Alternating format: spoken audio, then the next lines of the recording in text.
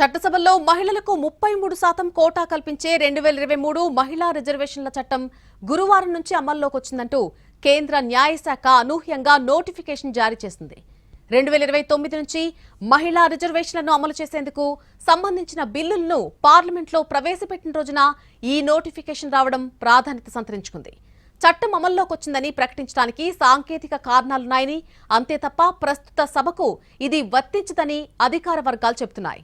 తదుపరి జనగణన తర్వాత చేపట్టే డీలిమిటేషన్ ఆధారంగా మహిళలకు రిజర్వేషన్లు అమలవుతాయని అందులో ఉన్నట్టుగా వివరించారు.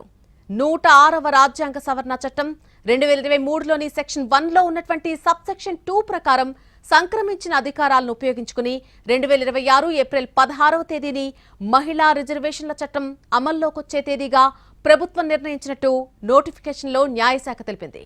2023 సెప్టెంబర్లో మహిళా రిజర్వేషన్ల బిల్లు నారీ శక్తి వందన్ అధినియంను పార్లమెంట్ ఆమోదించింది. దీని ప్రకారం 2027 జనగణన తర్వాత 2034 నుంచి ఇది అమల్లోకి రావాల్సి ఉంది. కానీ 2029 నుంచి అమల్లోకి తెచ్చేలా కేంద్రం 3 బిల్లులను తాజాగా పార్లమెంట్లో నిన్న ప్రవేశపెట్టింది. ఇక అదే రోజు పాత చట్టం అమల్లోకి వస్తున్నట్టుగా అనూహ్యంగా కేంద్రం నోటిఫికేషన్ జారీ చేయడం చర్చనీయాంశంగా మారింది. అయితే నోటిఫికేషన్ జారీ చేయడానికి కారణాలు పేర్కొనలేదు.